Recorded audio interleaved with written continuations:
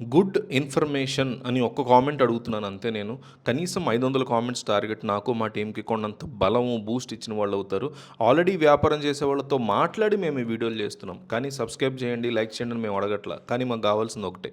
Good information లేదా thank you అని ఒక్క కామెంట్ ఇస్తే మేము మీ కామెంట్లు చూసి పండగ చేసుకుంటాం, మురిసిపోతాం. మీరు 10 ఇచ్చినా, 100 ఇచ్చినా, 1000 ఇచ్చినా కామెంట్లు చూసి మేము చాలా సంతోషపడతాం. కాబట్టి ఒక్క కామెంట్ గుడ్ ఇన్ఫర్మేషన్ ఇచ్చేసి వీడియో చూడడం మీరు కంటిన్యూ చేయండి. పరిశ్రమల్లో వేసేటువంటి వేస్ట్ బట్టల ముక్కలను సేకరించి వాటిని పీచుగా మార్చే ఈ రీసైక్లింగ్ బిజినెస్ ద్వారా నెలకి మంచి ఆదాయాన్ని సంపాదించుకోవచ్చు. అలాగే దీనికి ప్రభుత్వ పథకాల ద్వారా భారీగా సబ్సిడీలు కూడా పొందే అవకాశం ఉంది. ప్రస్తుతం మన దేశంలో టెక్స్టైల్ వేస్ట్ చాలా ఎక్కువగా వస్తుంది. రోజు రోజుకి మారుతున్న ఫ్యాషన్ వల్ల ఇళ్లలో పాత బట్టలు, బెడ్షీట్లు, బ్లాంకెట్లు వాడకుండా పక్కన పడేస్తూ ఉంటారు.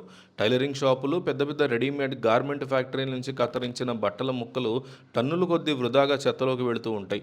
కాటన్, పాలిస్టర్, డెనిమ్ లాంటి రకరకాల వస్త్రాల వేస్ట్ని సేకరించి వాటిని మిషన్ల ద్వారా మళ్ళీ పీచుగా మార్చడమే ఈ బిజినెస్ ముఖ్య ఉద్దేశం. ఈ విధంగా తయారైనటువంటి పీచుని పరుపులు, సోఫాలు, సాఫ్ట్ టాయ్స్, బొమ్మలు, కార్పెట్లు, డోర్ మ్యాట్లు వంటి క్రీడా వస్తువుల తయారీలో కూడా విరివిగా ఉపయోగిస్తారు.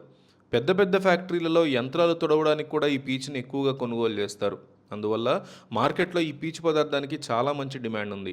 ఈ వ్యాపారాన్ని మీరు ఇంటి దగ్గర ఉండే ఖాళీ స్థలంలో ఒక చిన్న పరిశ్రమలాగా సులభంగా ప్రారంభించవచ్చు. దీనికి ప్రధానంగా వేస్ట్ క్లాత్ గ్రైండింగ్ మెషిన్ అవసరం అవుతుంది. ఈ మెషిన్ బేసిక్ మోడల్ ధర 80,000 రూపాయల నుంచి మార్కెట్లో దొరుకుతుంది. గ్రైండ్ చేసినటువంటి పీచుని గట్టిగా ప్రెస్ చేసి బస్తాల్లో ప్యాక్ చేయడానికి హైడ్రాలిక్ ప్రెస్ మెషిన్ కూడా కావాలి. చేత్తో ఆపరేట్ చేసేటువంటి ప్రెస్ మెషిన్ అయితే 30,000 రూపాయల నుంచి లభిస్తుంది.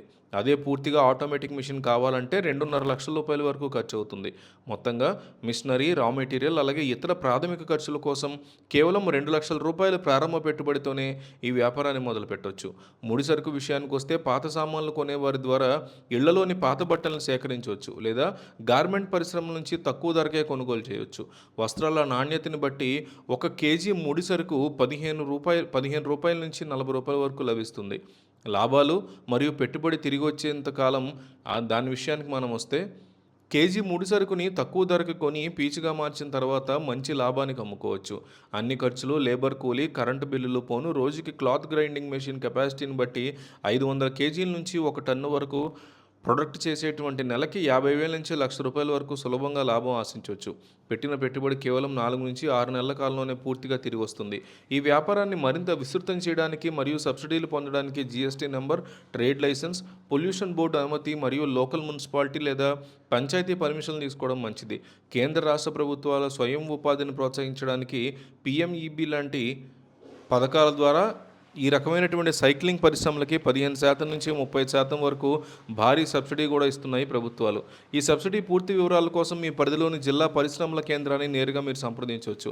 ఈ రీసైక్లింగ్ వ్యాపారంలోకి అడుగుపెట్టాలనుకునే వారు మార్కెట్లోని అతిపెద్ద వ్యాపారస్తుల్ని మరియు మిషన్ల సరఫరాదారుల్ని సరైన పద్ధతిలో సంప్రదించాలి. మొదటగా మీ ప్రాంతంలో ఉండే పరుపుల తయారీ కేంద్రాలు, బొమ్మల ఫ్యాక్టరీలు మరియు కార్పొరేట్ కంపెనీల యజమానులు కలిసి వారికి కావాల్సిన పీచ్ క్వాలిటీ మరియు క్వాంటిటీ గురించి మాట్లాడాలి. మిషన్లు కొనుగోలు చేయడానికి ముడి సరుకు సరఫరాదారుల వివరాల కోసం ఇండియా మార్ట్ వెబ్సైట్లో డీలర్లను సంప్రదించండి.